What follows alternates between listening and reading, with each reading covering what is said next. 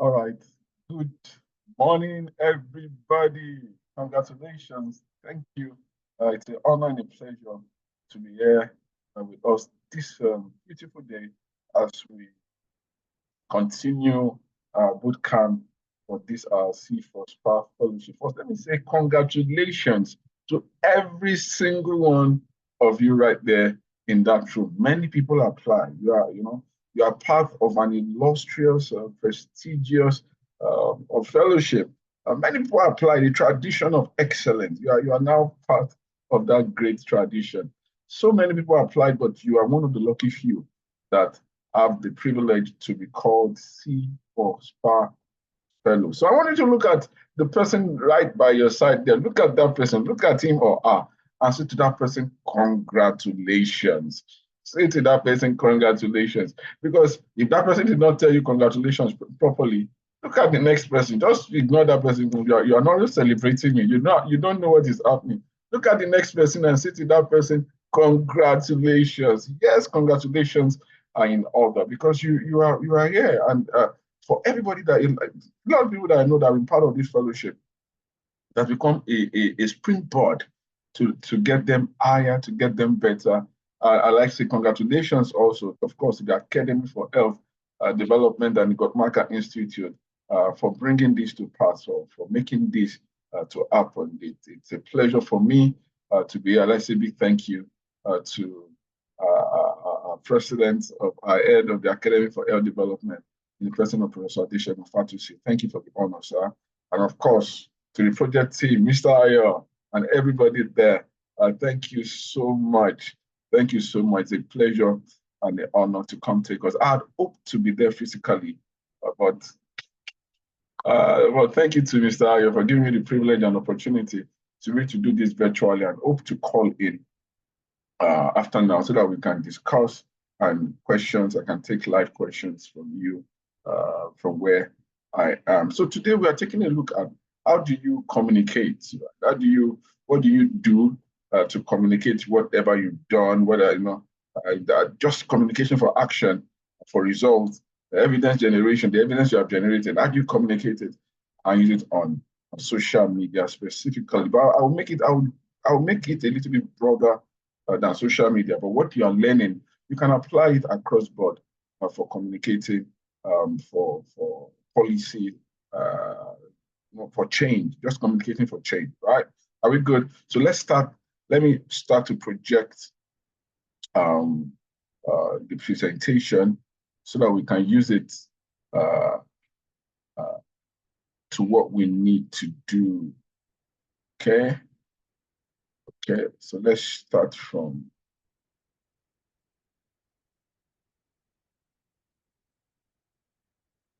okay. I trust that you can see, yes, you can see my screen now.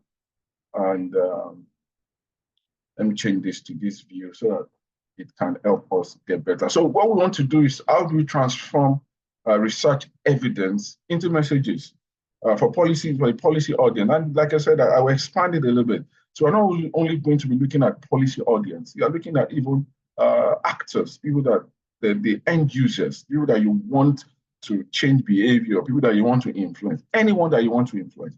What are the things that you should consider as you seek to do this? And Benga Debayo, I finished from the beautiful town that you are in. That's where I obtained my medical degree. Professor Fatusi said to someone many years ago, he said, everybody has a family house in Ife.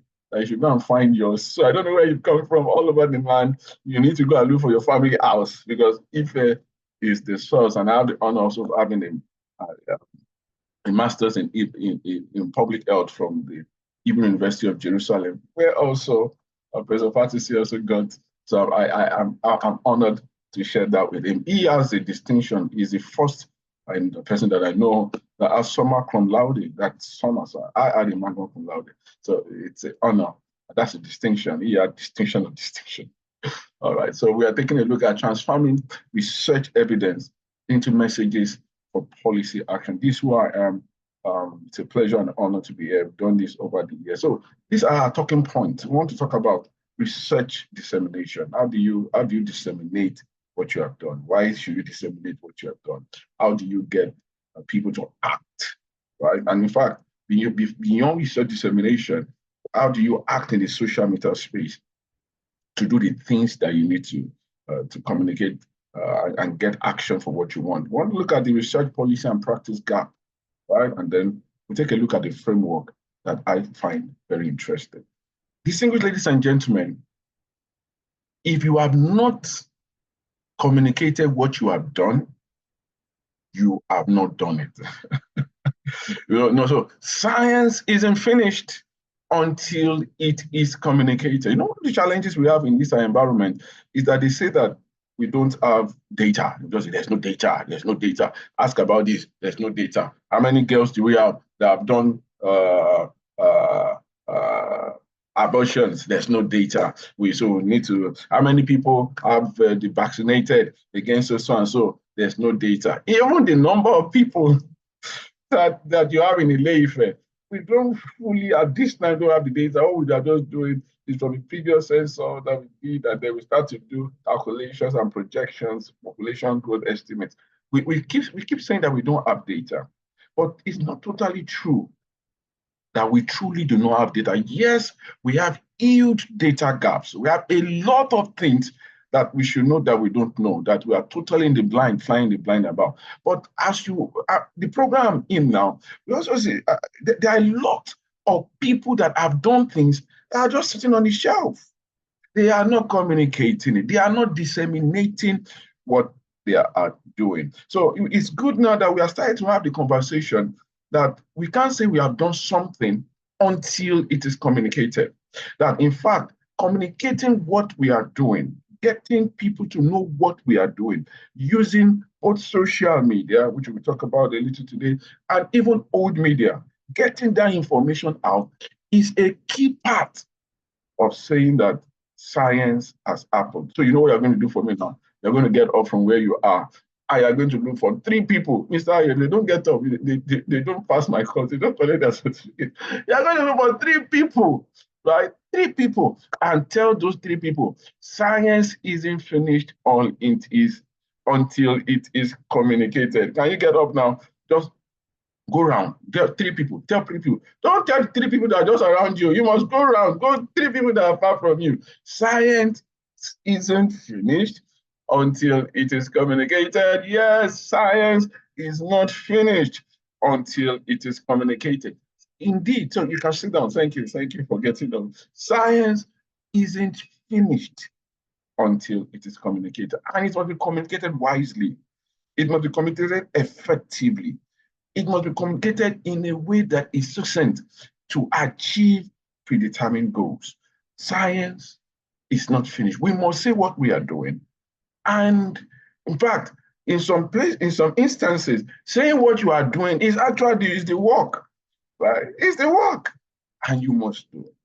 Distinguished ladies and gentlemen, there's a huge gap sometimes between research and practice. And the bridge between research and practice often may be policy.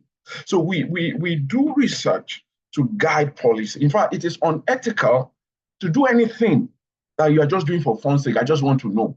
No, it's something for knowledge sake.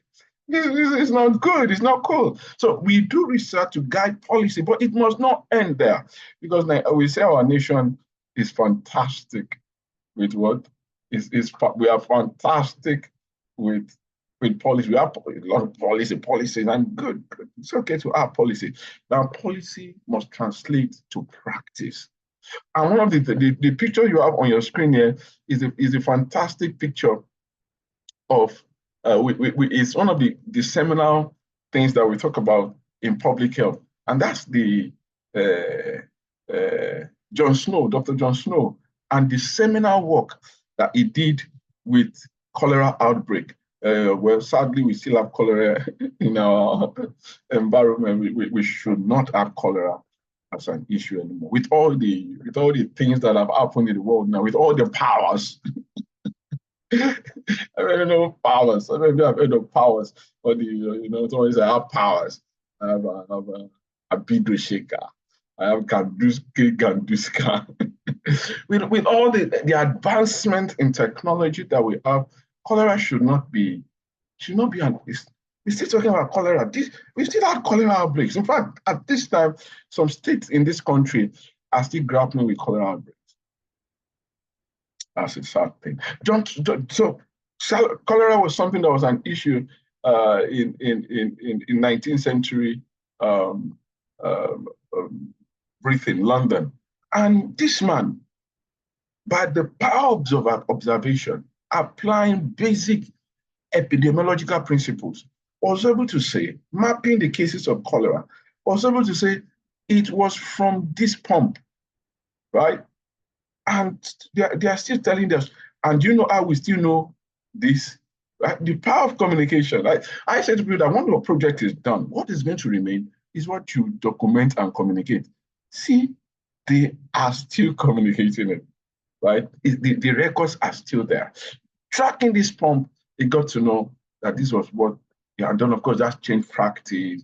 The outbreak was contained. So whatever it is that you're doing, in whatever way you are doing it, you must document. Even those of us that are not going to do our project along the lines of comms, right? Whatever it is you are doing, you must document it appropriately. It is critical. If you do your project, you do your job, and you don't document it so that it can influence policy and guide practice, then you have not done anything. You just wasted resources, wasted time, wasted life. No, whatever it is that you are doing, you must document properly to guide policy, change policy, inform policy, and then guide practice. Now, distinguished ladies and gentlemen, what is knowledge? What can we say you really know, right?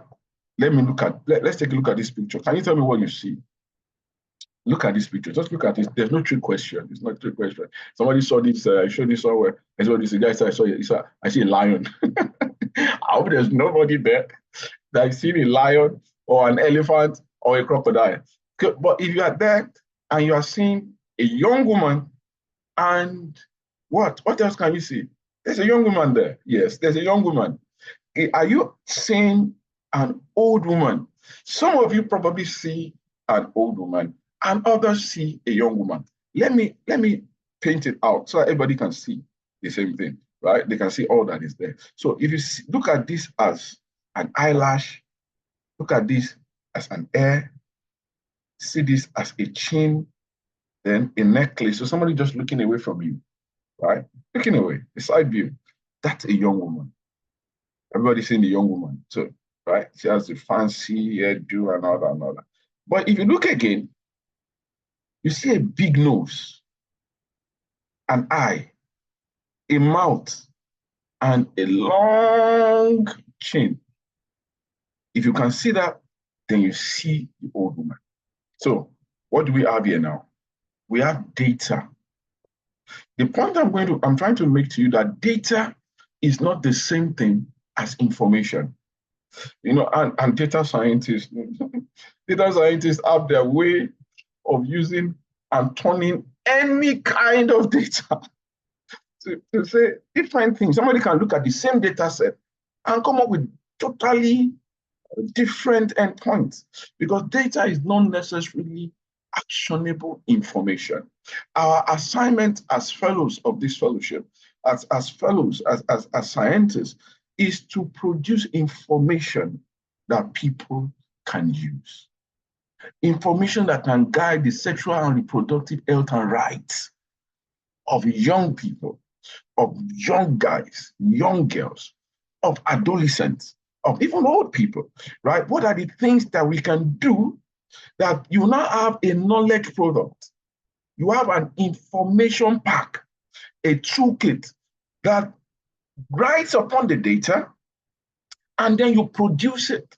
You disseminate it appropriately for social media, for new media. So whether you're talking about a fact sheet, you're talking about videos, you're talking about jingles, and video, there are various video formats. Is it an animation? Is it an interview? Or is it just a slideshow with music? Anything that you want to use, then you make it into actionable information. The data that you have, even up to a PowerPoint presentation, right? Data and information. Data and information. The question is, what are you going to use? How are you doing it, right? What do you want to accomplish? That is the question. Now, to help us to do this, I like to work with frameworks. I think frameworks are powerful. A model-based thinking, a model-based research usually achieves better, greater results than you just working on the top of your head. So this model that I want to introduce to you is something I want you to be thinking about as you do your work, as you package your work for social media, as you package your work to communicate your work, as you prepare your reports, right? These 5 W's and 8 framework is something that we use in the comms space, and it is extremely useful, and it will be useful for you as well. So what's these 5 W's and 8 framework? Common things that you know: why, who, when, where, what, and importantly, how. So let's go to what. What is the first one? Is the first, and that's a question of substance. That's the question of substance. What exactly are you doing? What are you doing? What do you want to do? Are you doing a project? Are you doing an online intervention? Are you doing a focus group discussion? Are you doing research, or are you trying to intervene in a problem that somebody else has already? What are your objectives? What do you want to do? Somebody said, if you don't know where you are going, what happens? Any road will take you there. If you have no idea where you are headed, just enter the road, continue going, just continue walking. One day you will get there. We need to know what exactly is it that you want to do. And that's a question of substance. And that's why we talk about, what do you want? Setting smart objectives. It starts with your objective. You know, what's SMART? What's SMART? That acronym, SMART objectives. Specific. What exactly do we just want to blow like how we want to, who is your target? Everybody. We want to reach everybody. You can't reach everybody. So stop saying, who is your everybody? Everybody. Everybody cannot be, you cannot try to reach, you shouldn't try, because you can't reach everybody. So who are your target audience? What exactly do you want to do? Right? What do you want to do? Right? What do you want to do? What you want to do will inform all the other things, the other W's and the H. Because if I want to reach babies, I want to teach babies to sing, that's going to determine all my methodology, everything that I want to do. As opposed to if I want to reach old women, right? Because where young babies are, where old women are, they're different, right? The question of substance, what do you want to do? Specific, measurable. You cannot have an objective that we cannot say how well you have done. We just want to be happy. How do you measure happiness? So if you want to say people you want to be happy, then you need to find a way to say, we want to reach 10,000 people. Yes, that's measurable. Then achievable and realistic. Something may be achievable, but not realistic. If you want to go into the sun, that's not achievable. We can't enter the sun at this time. With the technology that we have, we can't, right? We can't do that. But it is achievable. But I meet the requirements to be the president of this country. I'm in Nigeria, and I'm over than the age. I have the qualifications. Thankfully, I have more than the secondary school certificate. Right? I've not been, all the things are there. I've not been an ex-convict. I don't do all those things. I have that. But is it realistic that I say I want to be president of this country in 3 years' time? No, it's not. Right? I don't have the political infrastructure. I don't even have the desire. So it's not realistic. So that something is achievable doesn't mean realistic. And then, of course, time bound.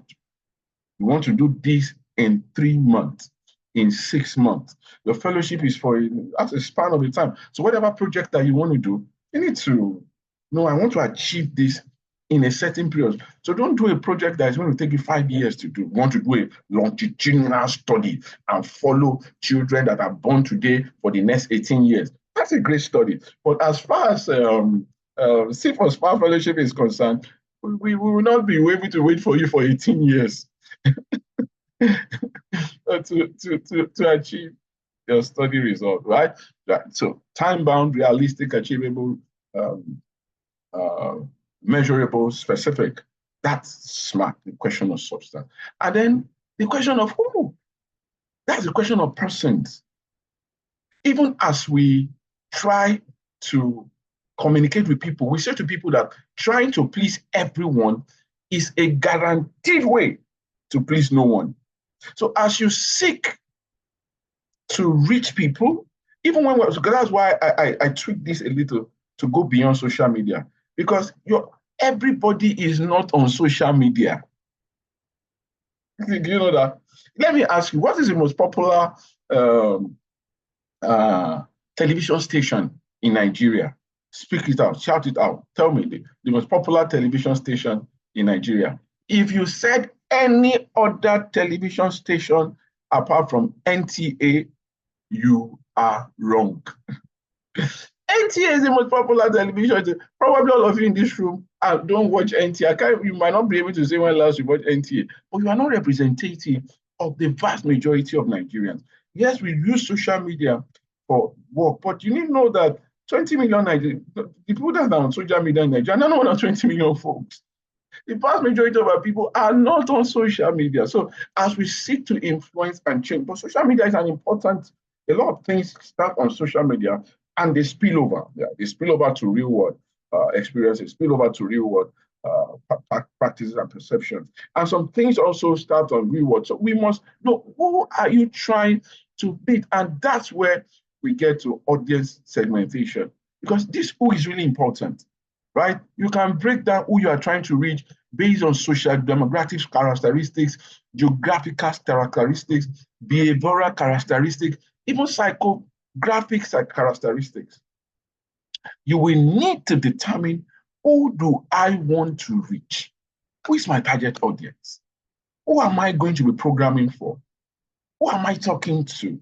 The way you speak to policymakers is not the same way you speak to run-of-the-mill people. Even amongst policymakers, the way I'm going to speak to, we've created advocacy briefs we're working on advocacy brief for hepatitis B vaccination and hepatitis virus and getting things. We have briefs for legislators and we have briefs for the executive, because they are totally different. Their concerns, their thoughts, their power, their influences, they are different. People that make the laws and people that implement policy and drive policy, they have different concerns. They have different asks I want to ask from them. So as you seek to talk, as you seek to engage with your program, as you seek to even design your program, you need to ask yourself, who am I talking to? Who? Now, the next one, of course, is when. This is a question of time. When do you want to do this thing that you want to do? How long is it going to take you? Right? How are you going to go about it? When? And then, of course, we go to the question of where. Are you doing it in rural area? Are you doing it in Nigeria? Are you doing it in Lagos? Are you doing it in Port Harcourt? Are you doing it in a region? Are you doing it in a local government? Are you doing it in a ward? We just want it from everywhere. No. Are you doing online? Are you doing offline? An online intervention, you must be able to recognize that if you are doing something online, people that create links and just send the link out, say, let me fill this form. That asks epidemiologically, right, from a public health perspective, once you do your research that way, it has real world practical implications as far as general liability is concerned. Because we cannot say, when we do research and any rate that you have, there's something I say there's on top, and then you have a denominator, an enumerator. So you have a denominator. What is under? Your denominator is your entire population, your entire population. And then your numerator are the people that respond. So but as soon as you send a link out, it becomes very difficult to know who is your target population because anybody can view that link. That link goes everywhere. I don't know who that population is. So it becomes difficult. You must recognize that doesn't mean that you cannot send links out for research. You can, but you must understand what it is that as soon as you send link and people have, let me feel this, people feel this, that says something. What you find out only talks about the people that feel your link. So, oh, where are you doing your stuff? It's really important. And then, of course, who is a question of method, right?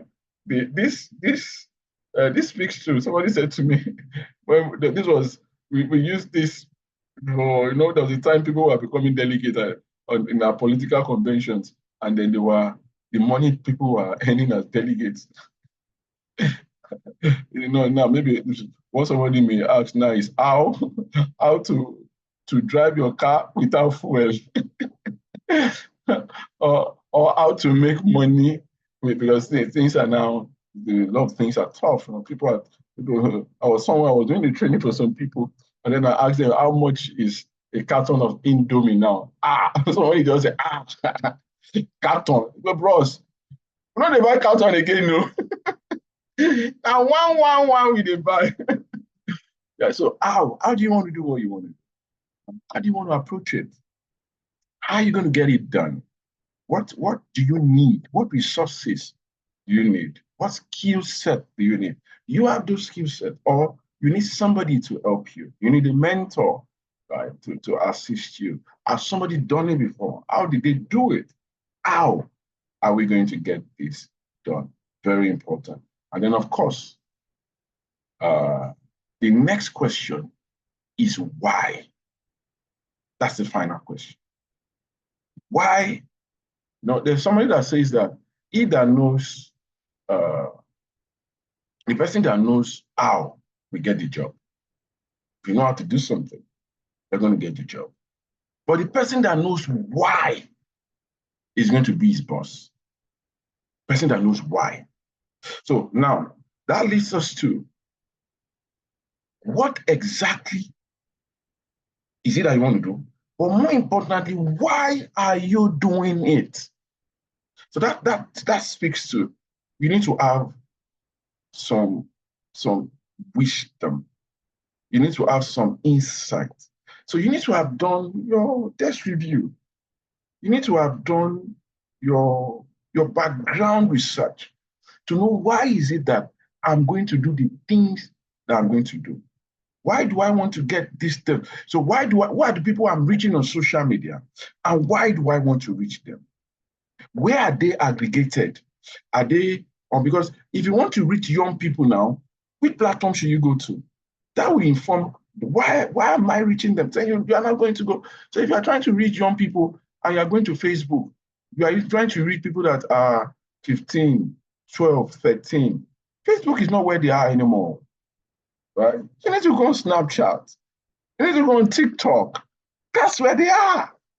Right? Maybe some of them are still on IG, on Instagram. Right? So why are you doing what you want to do? So if you know why you are doing what you want to get to impact people that are living in rural areas in Northeast Nigeria, then your programming and the things that you're doing probably should not be on social media, right? Probably it should be in groups.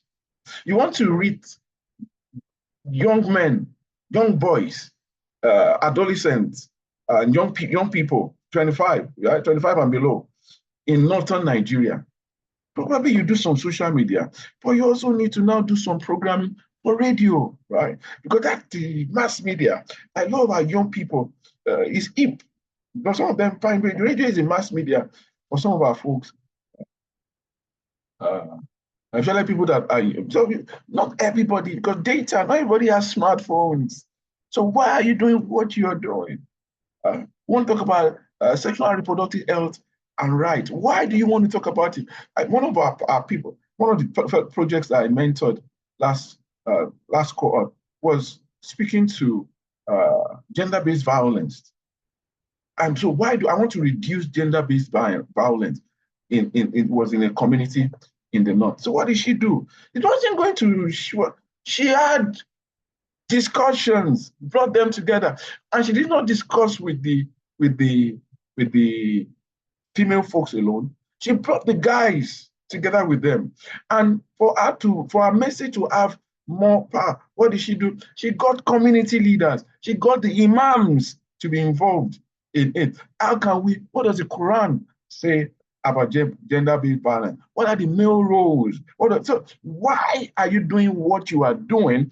We inform all the other things. Because if you don't know why you are doing, you can get distracted, right? You can get distracted. So you have listened to me for a while now. So it's time to do our activities. Right? I want you to use this framework and just come up with what you want to do. Probably you can do this as individuals or as a group, depends on what we agree on. If you already have an idea of what it is that you want to do, what it is that you want to accomplish for your project. So this is time now for you to sit down and use this framework, 5 W's and an H, right? What are you going to start with? As you want to write this, let's do this as an individual activity. What I'm going to start with is why, right? Start with your why, because that's your reason to tell. That's why do I want to do this? And then go to the what, who, where, when, how, right? We're going to do that. Please go ahead and do that. And get that done and send me an email, right? Send that, my email will be shared with us. And then share whatever it is that you have done, share with me by email, and I will give you my thoughts and feedback on what it is that you have done, right? So thank you so much for the time. I'll try to call in soon, if not today. I think I'm to call in today, calling later today in the afternoon. So just around 2 p.m.-ish, I'll try to call in so that we can have a discussion. I can hear from you, take your questions, answer them, and then we can take our next presentation after them. Thank you. Do this activity very well. I look forward to receiving fantastic things from you. God bless.